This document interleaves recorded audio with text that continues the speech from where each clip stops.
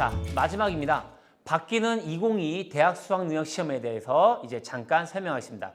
이미 서두에 이제 말하면서 자꾸 이제 설명하긴 했는데 그거를 정리해서 설명해 드리도록 하겠습니다. 먼저 국어가 선택 과목으로 됩니다.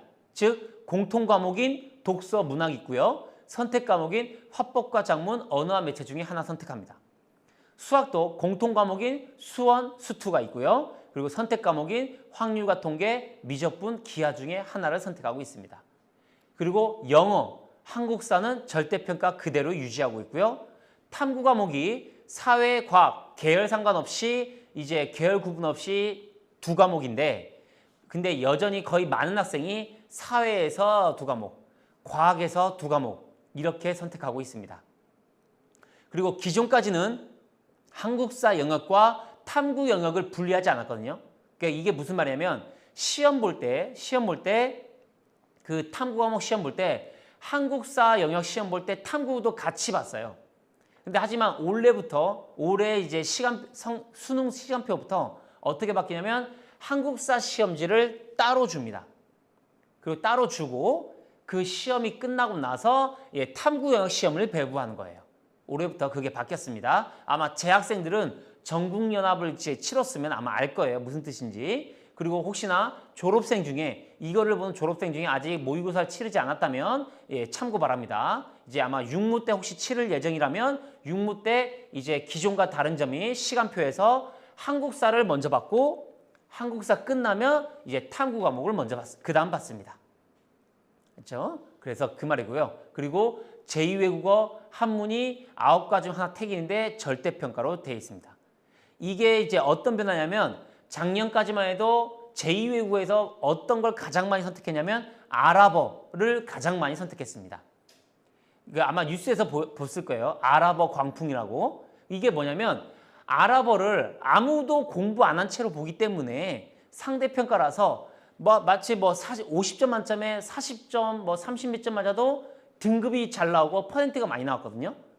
그런데 올해부터 절대평가로 바뀌었으니까 몇 점 이상 맞아야 1등급, 몇 점 이상 맞아야 2등급 이렇게 되어 있거든요. 그래서 아마 올해부터는 아랍어 열풍은 이제 불지는 않을 겁니다. 그래서 이제 그 점 참고해 주시기 바랍니다. 그리고 수능 성적 산출이 이제 바뀌었거든요. 솔직히 이거는요. 선생님도 마찬가지, 저 역시 마찬가지고 그리고 여러분이나 이제 학부모님이나 학생도 마찬가지예요. 수능 성적 산출이 조금 어렵습니다. 이게 뭐냐면 미리 내가 점수 받았다 해서 원점수 받았다 해서 성적 산출이 조금 힘들어요. 이게 왜 그러냐면 공통 과목과 선택 과목에서 이제 분리되기 때문에 각각의 선택 과목별로 공통 과목 평균을 내고 표준 점수를 내거든요. 그거를 반영해서 보정 점수가 있어요. 그래서 이런 부분들이 조금 어렵기 때문에 아쉽지만 이제 자기가 수능을 보고 원점수 받아도 이 부분에 대한 이제 등급 산출이나 예상 배분이가 조금 힘들 수는 있습니다. 그래서 이제 국어, 수학인 경우 공통 과목 점수를 활용한 선택 과목 점수 조정 절차를 거쳐야 됩니다. 그래서 채점 한마디로 채점이 다 끝나야 돼요. 다 끝나서 이 조정 점수가 나와야 자기 백분위가 나오고 자기 등급이 나오는 겁니다. 그래서 조금 복잡합니다. 그래서 절대평가로 전환하면서 9등급으로 이제 됐다는 거 이제 그렇습니다. 요거예요. 아까 말했던 한국사 영어는 기존 그대로고요. 이제 제2외국어 한문이 절대평가 됐다는 말은 요 점수 45점 이상 맞아야 1등급, 40점에서 44점 맞아야 2등급 이렇게 되고 있습니다. 그래서 올해 절대평가되는 등급별 점수 확인해 주시기 바랍니다. 자, 그래서 수학 영역 점수 산출 방식 조금 더 어렵지만 간략히 설명해 드립니다. 이제 기존에는 인문 계열로 진학하고자 하는 학생은 수학 나영을 선택했고요. 이과 계열로 진학하고자 하는 학생은 수학 가영을 선택했어요. 그래서 수학 가영 따로, 수학 나영 따로 했거든요. 그래서 수학 나영, 수학 가영 따로 했기 때문에 표준 점수가 거의 매번 이제 수학 나영이 높았어요. 그래서 언론에서는 표준 점수만 보고 이번에 수학 나영 어려웠다 이렇게 됐습니다. 하지만 실상을 따져보면 난이도 자체는 수학 가형이 항상 어려웠습니다. 수학 문제 난이도 자체는. 그런데 왜 이런 현상이 발생하냐? 왜냐하면 수학 가형에서 수학 시험을 잘 보는 애들이 많아서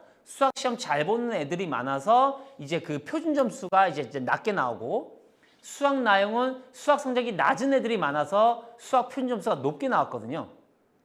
그래서 이런 경향이 올해도 이제 이어질 가능성이 높습니다.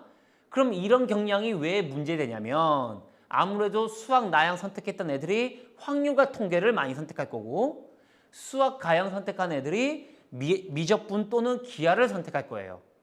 아무래도. 그러면 미적분 또는 기하를 선택한 애들의 공통과목 평균이 높을 거고, 확률과 통계 선택한 애들의 공통과목이 평균이 낮을 거예요.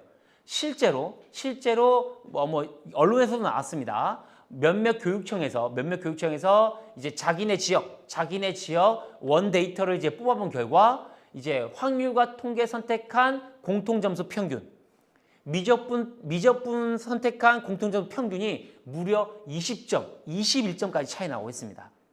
그래서 이런 것 때문에 그 조정 점수가 미적분 선택한 애들에게 유리해져서 이제 3월, 4월 전국연합 치른 결과를 보면 1등급 컷 원점수를 보면 미적분 선택한 애들은 80점 초반 맞아도 1등급 받은 애도 있었고, 확률과 통계 선택한 애들은 90점 이상, 80점 후반 이상 맞아야 1등급을 받을 학생이 나타났습니다.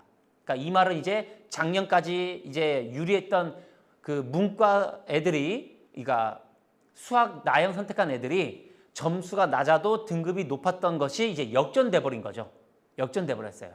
그래서 올해 이제 확률과 통계 선택한 애들이 이제 수학에서 등급 받기 좀 힘들어질 가능성이 높아진다.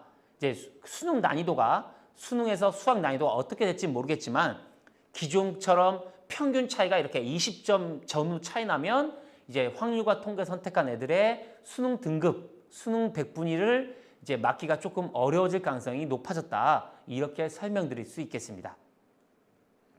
자, 지금까지 올해 입시 전형의 전반적인 내용을 설명드렸습니다.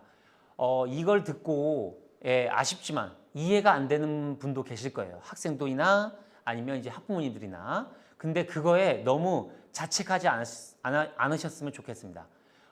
작년에 그 진로진학지원센터에서 파견하면서 학부모님들의 이제 어떤 전화를 상담을 해보면 너무 자책들을 많이 하세요. 아니 올해 입시 너무 몰라서 애랑 대화도 안 되고 이런 염려를 너무 많이 하시거든요. 근데 당연한 거예요. 저도 마찬가지 이거를 공부 안 하고 이런 경험이 없으면 당연히 몰랐을 겁니다.